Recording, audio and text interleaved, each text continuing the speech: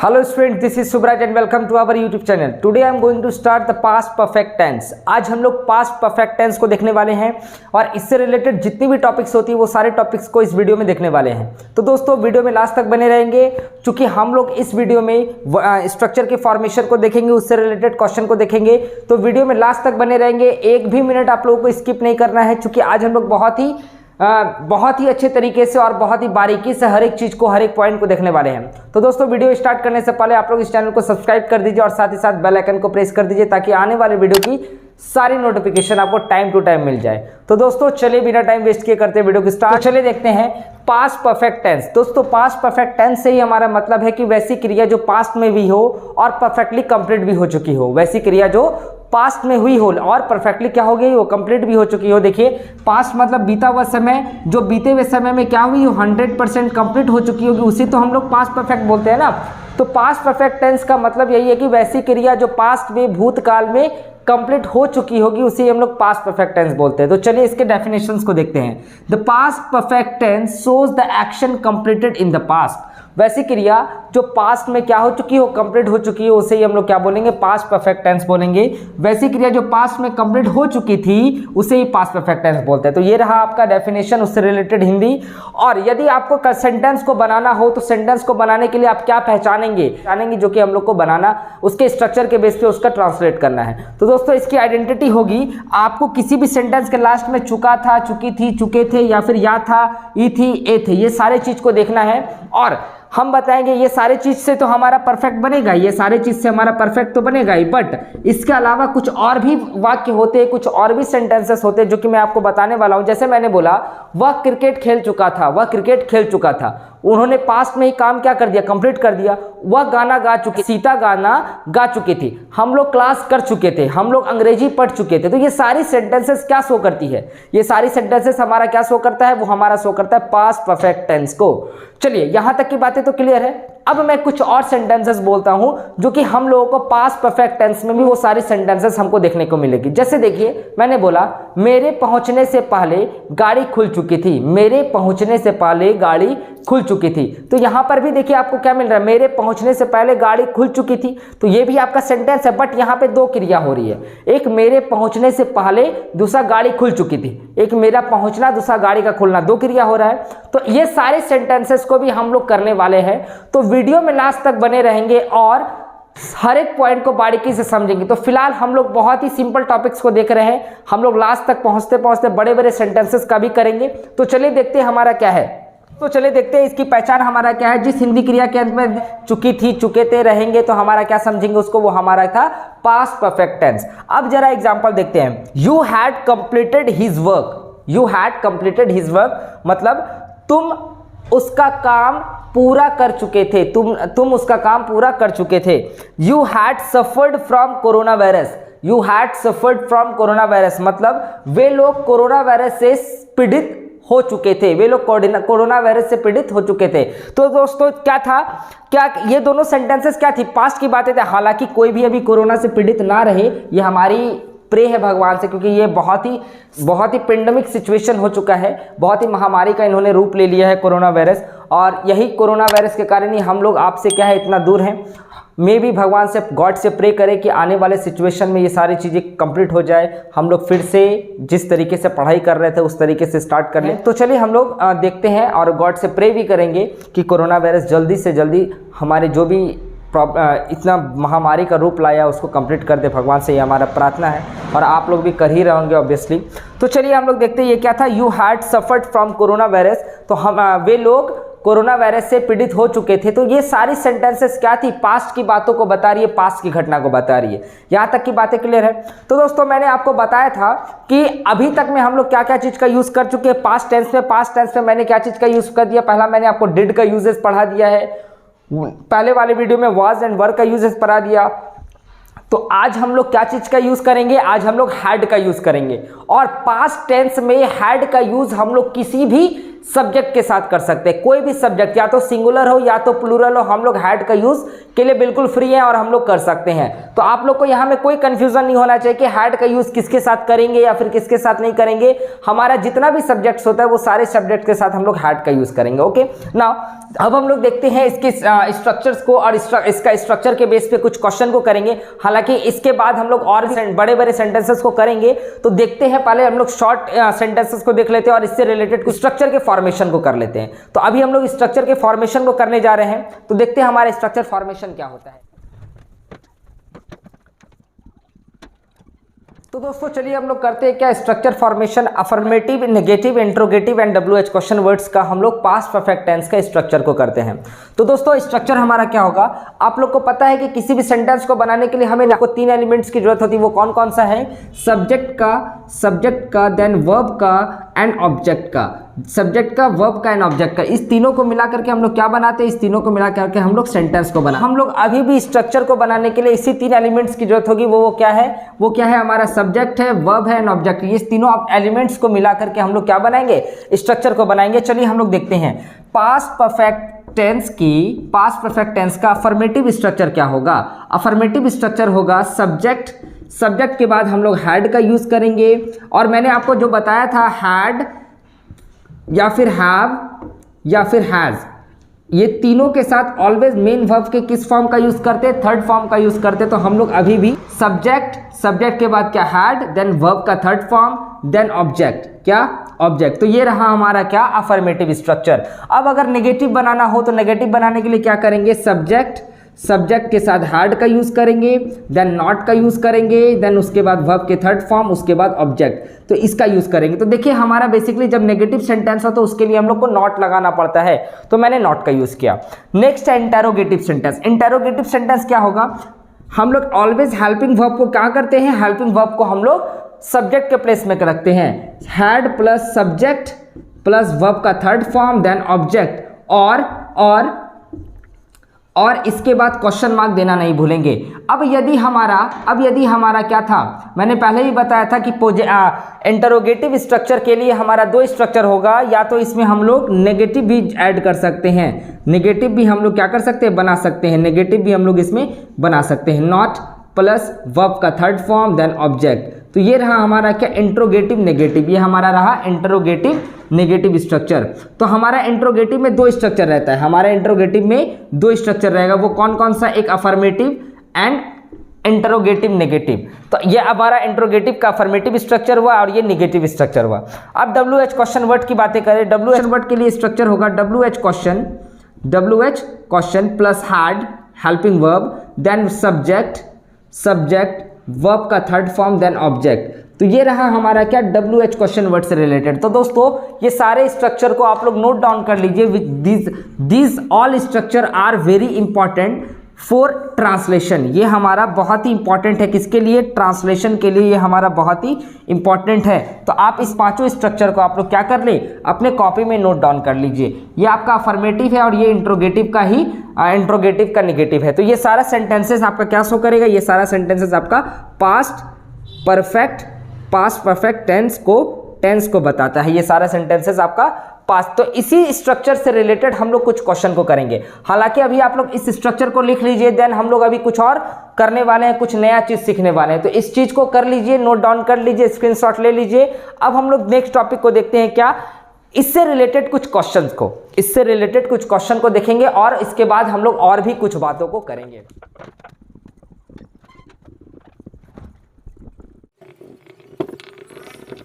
तो चलिए दोस्तों, अफर्मेटिव और नेगेटिव से हम लोग कुछ सिंपल सेंटेंसेस को देखते हैं, ये भी आपका बहुत इंपॉर्टेंट है। इसके बाद हम लोग एडवांस ट्रांसलेशन को देखेंगे और कुछ बड़े बड़े सेंटेंसेस को भी करने की कोशिश करेंगे। तो चलिए हम लोग देखते हैं अभी क्या, अफर्मेटिव और नेगेटिव के कुछ सेंटेंसेस को। देखिए जैसा कि मैंने बोला, अफर्मेटिव जो सकारात्मक वाक्य होता है, मैं क्रिकेट खेल चुका था, क्या बनेगा, आई। और आई के साथ चूंकि चुका था तो हम लोग क्या चीज का यूज करेंगे, हैड का यूज करेंगे, जैसा कि आपका यह स्ट्रक्चर में दिया हुआ है। देन मेन वर्ब के थर्ड फॉर्म का यूज करेंगे। तो यहाँ पे मेन वर्ब क्या है आपका, खेलना, और खेलना का क्या होता है, प्ले, और उसका वर्ब का थर्ड फॉर्म प्लेड होता है।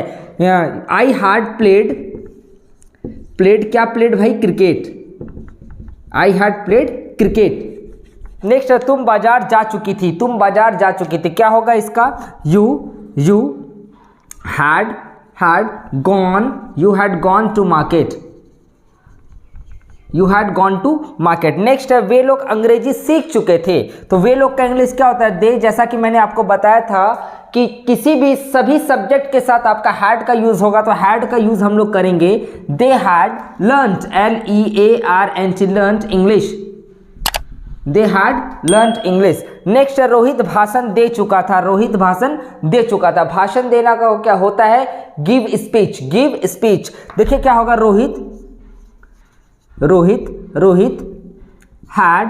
had given, GIVN given। अब गिव का वर्ब का थर्ड फॉर्म क्या होता है, गिव, गैव, गिवन होता है ना, तो गिवन क्या, गिवन स्पीच, SPEECH स्पीच। तो ये रहा हमारा ट्रांसलेशन जो अफर्मेटिव से रिलेटेड था। और यदि हम लोग इसी का निगेटिव अगर बनाना हो, इसी का, जैसे मैंने लिखा मैं क्रिकेट खेल चुका था और मैं क्रिकेट नहीं खेल चुका था, तो इसमें क्या फर्क है, सिर्फ हम लोग को क्या लगाना है, नॉट लगाना है। तो बनाइए आई हैड, कहाँ पे नॉट लगाएंगे, हैड के बाद, आई हैड नॉट प्लेड क्या, cricket, I had not played cricket. तो देखिए हमने क्या किया, सिर्फ और सिर्फ नॉट के यूजेस को लिख दिया। नॉट कहाँ पे यूज होना है, नॉट हमारा हेल्पिंग वर्ब के जस्ट बाद हम लोग नॉट का यूज करेंगे। तो दोस्तों इसी प्रकार से आप लोग सारे का आंसर कर सकते हैं। जैसे लिखा है तुम बाजार नहीं जा, मुझे जल्दी से कमेंट सेक्शन में इसका आंसर दीजिए, क्या होगा, तुम बाजार नहीं जा चुके। यहाँ पे है तुम बाजार जा, you had gone to market, तुम बाजार नहीं जा चुके, you had not gone to market, है ना, very good. You had not gone to market. दोस्तों हमारे और आपके बीच में दूरी बस ये कैमरे का है। तो आप ये मत सोचिए कि कैमरे में पढ़ रहे हैं, मोबाइल में पढ़ रहे हैं, आप ये सोचिए कि हम लोग कहाँ पढ़ रहे हैं, क्लासरूम में हैं। और क्लासरूम में यदि हम आपसे क्वेश्चन कर रहे होते, आप कहाँ आंसर देते, बोलते। तो आपको कमेंट सेक्शन में सारे का आंसर देना है। जो भी पढ़ रहे हैं, जो भी वीडियो देख रहे हैं, सभी लोग कमेंट सेक्शन में आंसर दीजिए। क्या होगा, क्या था, वे लोग अंग्रेजी नहीं सीख चुके थे, तो हमारा क्या था, नॉट का यूज होगा सिर्फ। नेक्स्ट रोहित भाषण नहीं दे चुका था, तो उसके लिए हम लोग क्या चीज का यूज करेंगे, नॉट का यूज करेंगे। तो दोस्तों बिल्कुल इजी है, आप जल्दी से कमेंट सेक्शन में इस दोनों का आंसर बताइए क्या होगा। अब हम लोग नेक्स्ट देखते हैं, क्या ये हम लोग अफर्मेटिव देख लिया, अब हम लोग देखते हैं इंटरोगेटिव एंड WH से रिलेटेड कुछ क्वेश्चन को। जैसा कि मैंने आपको बताया था कि हम लोग अभी सिर्फ और सिर्फ सिंपल क्वेश्चन को देख रहे हैं, इसके बाद हम लोग एडवांस कुछ ट्रांसलेशन को देखेंगे और कुछ नई बातों को सीखेंगे। तो इसे हम लोग जल्दी से बना लेते हैं और इसी से रिलेटेड हम लोग कुछ एडवांस ट्रांसलेशन को देखेंगे, क्योंकि परफेक्ट टेंस में सिर्फ सिंपल नहीं आता है, इससे कुछ थोड़ा सा लेंदी भी क्वेश्चंस रहते हैं और लेंदी क्वेश्चंस को हम लोग किस प्रकार से करेंगे उसे हम लोग देखने वाले हैं। तो चलिए बनाते हैं हम लोग क्या, इस सेंटेंस को, इंटरोगेटिव सेंटेंस को। क्या बोल रहा है, क्या मैं क्रिकेट खेल चुका था, क्या मैं क्रिकेट खेल चुका था। तो चूंकि ये क्या है, WH क्वेश्चन वर्ड है, क्वेश्चन पूछ रहा है, तो पहले हम लोग क्या चीज का यूज करेंगे, हेल्पिंग वर्ब का। Had I played cricket,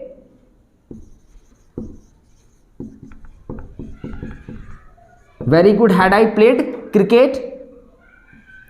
next है, क्या तुम बाजार नहीं जा चुकी थी, क्या तुम बाजार नहीं जा चुकी थी। तो क्या होगा, देखिए तो जरा, यहां पे हम लोग नॉट का यूज करेंगे, चूंकि यहां पे नेगेटिव है तो नॉट का यूज करेंगे। तो चलिए बनाते हैं, had you not gone to market, had you not gone to market. बहुत ही इजी था। नेक्स्ट है, क्या वे लोग अंग्रेजी सीख चुके थे, क्या रोहित भाषण दे चुका था। क्या वे लोग अंग्रेजी सीख चुके थे, जल्दी से कमेंट में बताइए क्या होगा, क्या रोहित भाषण दे चुका था। दोस्तों आप लोग बिल्कुल आंसर दे, इससे हमें यह पता चलता है कि आप लोग पढ़ रहे हैं या फिर नहीं पढ़ रहे। जो भी वीडियोस को देख रहे हैं, जो भी प्रॉपर तरीके से वीडियोस को बना रहे हैं और देख रहे हैं, हम आप ही लोग के लिए इतना मेहनत करते हैं। तो चलिए आप लोग जल्दी से इसका कमेंट में आंसर दीजिए क्या होगा।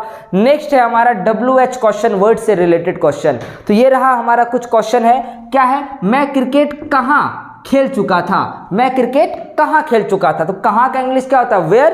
तो चले लिखते हैं, where had I played cricket, where had I played cricket. तुम बाजार क्यों नहीं जा चुके थे, तुम बाजार क्यों नहीं जा चुकी थी।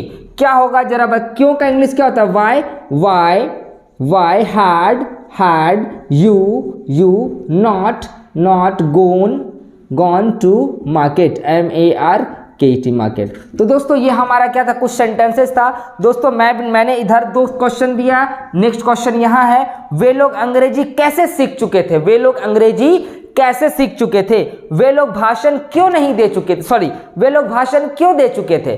तो ये दोनों क्वेश्चन का आंसर जल्दी से कमेंट सेक्शन में हमको दीजिए, क्या होगा। तो टोटल आप लोग को सभी को इसका आंसर आपको बना करके मुझे देना है, क्योंकि अब हम लोग जो स्टार्ट करने जा रहे हैं वो एडवांस इंग्लिश को स्टार्ट करने जा रहे हैं, एडवांस ट्रांसलेशन देखेंगे क्या होगा। तो फिलहाल अभी आप लोग जल्दी से इतनी चीज को नोट डाउन कीजिए और इसका आंसर मुझे जल्दी से बताइए क्या होता है। तो चलिए अब हम लोग देखते हैं एडवांस ट्रांसलेशन जो पास्ट परफेक्ट टेंस से रिलेटेड है। तो चलिए दोस्तों देखते हैं कुछ ऐसे ट्रांसलेशंस करना थोड़ा सा मुश्किल है, बट बहुत ज़्यादा मुश्किल नहीं है। एक बार जब हम लोग इसके ट्रिक्स को समझ लेंगे तो इतने सारे लंबे लंबे ट्रांसलेशन को बहुत ही ईजी तरीके से हम लोग इसको सॉल्व कर सकते हैं। तो चलिए बेसिकली हमारा इस ट्रांसलेशन में क्या खासियत है उसे देखते हैं। तो पास्ट परफेक्ट टेंस में जब आपको सिर्फ नॉर्मल सिंपल सेंटेंस जो अभी जस्ट मैंने आपको करवाया था, अफर्मेटिव, नेगेटिव, इंट्रोगेटिव, तो आप लोग उसको इजीली कर लेंगे। बट कुछ ऐसे भी ट्रांसलेशंस होते हैं जो पास्ट परफेक्ट टेंस में आपको पूछे जाते हैं, तो आपको नोट देना है, लिखना है पास्ट परफेक्ट टेंस में कुछ ऐसे भी ट्रांसलेशन होते हैं जिसमें 2 कार्य एक साथ हुआ होता है ना। मतलब कुछ ऐसा कार्य जो पास्ट में ही 2 काम एक बार में हुआ होता है, वैसे सेंटेंस को किस तरीके से करेंगे। जैसे कि मैंने बोला, मेरे पहुंचने के पहले ट्रेन खुल चुकी थी, डॉक्टर आने के पहले रोगी मर चुका था, पुलिस आने के पहले चोर भाग चुका था। तो ये सारे सेंटेंस, बारिश होने के पहले खेत सूख चुके थे, तो ये सारे सेंटेंसेस किस प्रकार से होंगे, कैसे इसको सॉल्व करेंगे। तो चलिए हम लोग पहले इसकी बारीकियों को समझते हैं और क्या एक्चुअल में इसे किस तरीके से बना सकते हैं उसे समझते हैं। तो जैसा कि मैंने यहाँ पे एक एग्जांपल लिखा है, डॉक्टर आने के पहले रोगी मर चुका था। तो आप लोग जरा देखिए तो इसमें 2 कार्य हो रहा है। पहला क्या, डॉक्टर आने के पहले, मतलब एक का डॉक्टर का आना, दूसरा रोगी का मरना, है ना। पहला काम क्या था, डॉक्टर का आना, दूसरा काम क्या था, रोगी का मरना। तो ये 2 वर्क आपको दिख रहा था, इजिली आपने पकड़ लिया। तो अब देखिए यहाँ पे आपको क्या बातें रखनी है। यहाँ पे आपको 2 स्ट्रक्चर को याद रखना है। 2 स्ट्रक्चर क्या, जरा सा आप इसमें देखिए, इस सेंटेंस में सबसे पहले काम क्या हुआ था। पहला काम क्या हुआ था, पहला जो है क्या लिखा गया, डॉक्टर आने के पहले रोगी मर चुका था। तो जरा सोचे तो पहले कौन हुआ होगा, रोगी का मरना पहला हुआ होगा। पहले तो रोगी मरा होगा ना, तभी डॉक्टर आए। सेंटेंस बोल रहा है डॉक्टर आने के पहले रोगी मर चुका था, तो रोगी मर चुका था तब डॉक्टर आए। तो पहला काम क्या हुआ, रोगी का मरना। तो रोगी मर गया तब डॉक्टर आए। तो पहला काम जो होगा, पहला काम जो भी होगा उसे हम लोग क्या बनाएंगे, पास्ट परफेक्ट टेंस से बनाएंगे। याद रखिएगा, पहला जो भी काम होगा, जो भी सेंटेंस में पहली क्रिया जो होगी उसको हम लोग किस पे बनाएंगे, पास्ट परफेक्ट टेंस पे बनाएंगे। उसके बाद जो दूसरी क्रिया होगी, क्या है दूसरी क्रिया, डॉक्टर आने के पहले। डॉक्टर आने मतलब डॉक्टर का आना, ये क्या था, दूसरा काम था। डॉक्टर का आना दूसरा नंबर वाला काम था। तो इसे हम लोग क्या बनाएंगे, पास्ट इंडेफिनिट टेंस से बनाएंगे। किससे बनाएंगे, पास्ट इंडेफिनिट टेंस से। अब जरा इसके स्ट्रक्चर को देखते हैं। पास्ट में, पास्ट परफेक्ट टेंस में मेरा स्ट्रक्चर क्या था, सब्जेक्ट के साथ हैड का यूज करना था, देन वर्ब के थर्ड फॉर्म एंड ऑब्जेक्ट का यूज करना था। और पास्ट इंडेफिनिट में हमारा क्या था, सब्जेक्ट था, सब्जेक्ट के बाद वर्ब के सेकंड फॉर्म, देन ऑब्जेक्ट का यूज करना था। तो यही 2 स्ट्रक्चर से हमारा क्या बनने वाला है, सेंटेंस बनने वाला है। याद रखिएगा, जब भी किसी सेंटेंस में 2 काम एक साथ कंप्लीट हुआ हो, जैसे कि डॉक्टर का आना और रोगी का मरना, तो पहला काम क्या हुआ था, रोगी का मरना, उसके बाद डॉक्टर आया। तो जब जो पहला काम हुआ होगा उसे हम लोग क्या बनाएंगे, पास्ट परफेक्ट टेंस से बनाएंगे, जो अभी हम लोग पढ़ रहे हैं। और दूसरा जो काम हुआ होगा उसे हम लोग पास्ट इंडेफिनिट टेंस से बनाएंगे। तो चलिए हम लोग देखते हैं इसका ट्रांसलेशन क्या होगा, इसका इंग्लिश क्या होगा। चलिए, जैसा कि मैंने बोला कि मुझे पहले कौन सा बनाना होगा, पहले मुझे ये बनाना होगा, रोगी मर चुका था। क्या होगा, the patient had died, D-I-E-D, died। मरना का होता है डाई, D-I-E, डाई, और डाई का V3 फॉर्म होता है dad, D-I-E-D, dad. Okay, the patient had dad. Okay, complete. Next क्या है, पहले, और पहले का इंग्लिश क्या होता है, बिफोर, B-E-F-O-R-E, बिफोर। अब जैसा कि मैंने बोला था, पहला सेंटेंस हमारा क्या होगा, द पेशेंट हैड डाइड, मैंने इसे किसके फॉर्म में बना दिया, पास्ट परफेक्ट टेंस के फॉर्म में बना दिया। अब नेक्स्ट है हमारा क्या, डॉक्टर आने के पहले, पहले का इंग्लिश मैंने बना दिया। अब डॉक्टर आने के, तो क्या होगा, before the doctor came, before the doctor doctor came, CAME came, verb का सेकंड फॉर्म, कम का केम होता है जैसा कि मैंने बोला। तो ये रहा हमारा इसका इंग्लिश ट्रांसलेशन। डॉक्टर आने के पहले रोगी मर चुका था। The patient had died before the doctor came, the patient had died before the doctor केम। तो ये रहा हमारा इसका इंग्लिश। तो उसी प्रकार से एक सेंटेंस और देखते हैं, क्या है, पुलिस आने के पहले चोर भाग चुका था।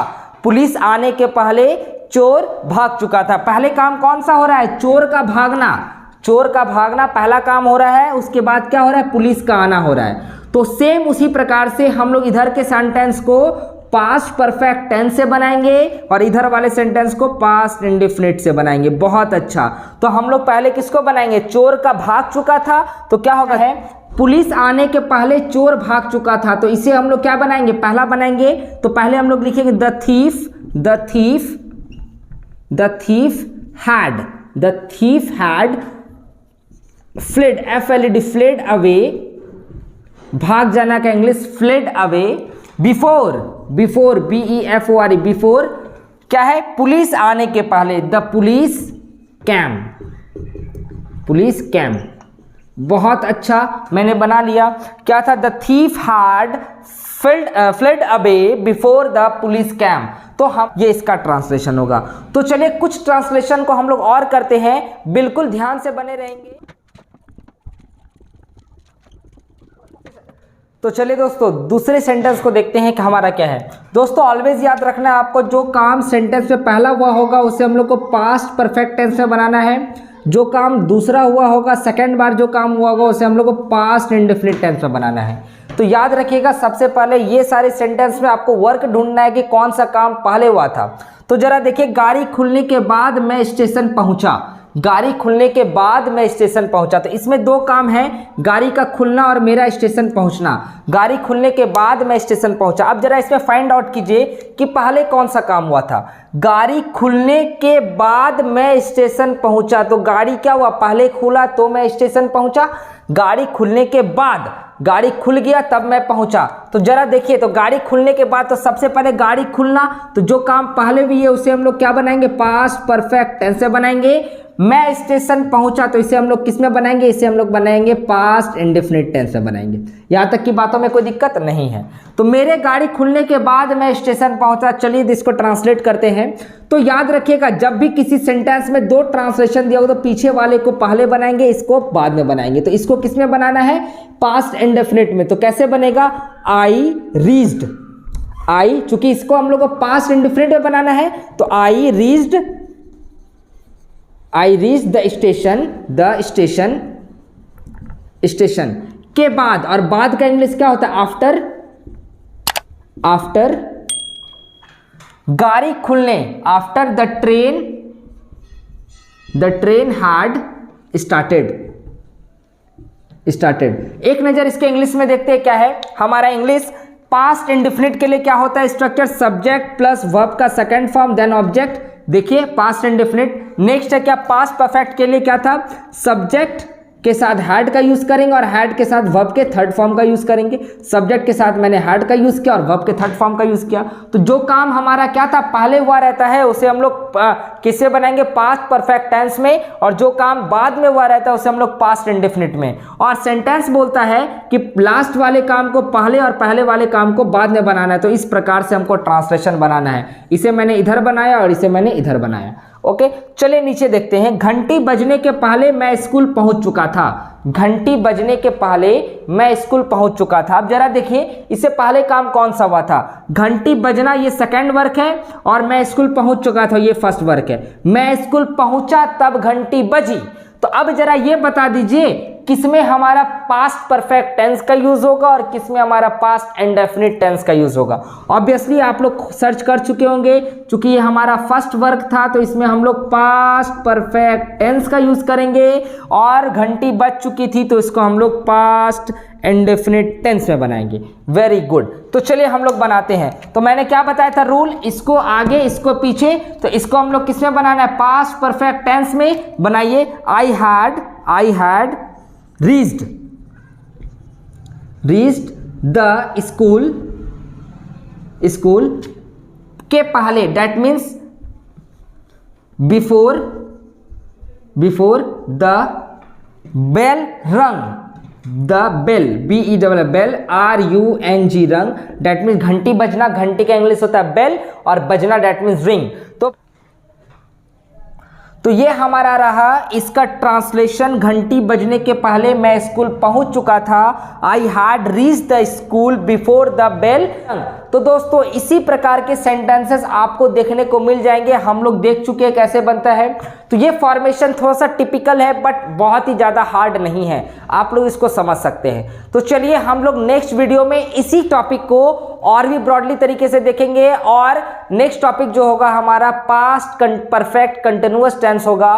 तो दोस्तों मिलते हैं नेक्स्ट वीडियो में। चैनल को जरूर सब्सक्राइब कर दिया और साथ ही साथ बेल आइकन को प्रेस कर दीजिए ताकि आने वाले वीडियो की नोटिफिकेशन आपको टाइम टू टाइम मिल जाए। और दोस्तों इस चैनल को जरूर दोस्तों से सब्सक्राइब कीजिए ताकि अगर आप लोग सपोर्ट करेंगे तो हम भी ग्रो करेंगे। तो please requested tell you, please share the channel with your friends. तो दोस्तों मिलते हैं नेक्स्ट वीडियो में, तब तक के लिए good bye, thank you so much. और घर में रहे, सुरक्षित रहे, इस पेंडेमिक सिचुएशन से बच के रहें।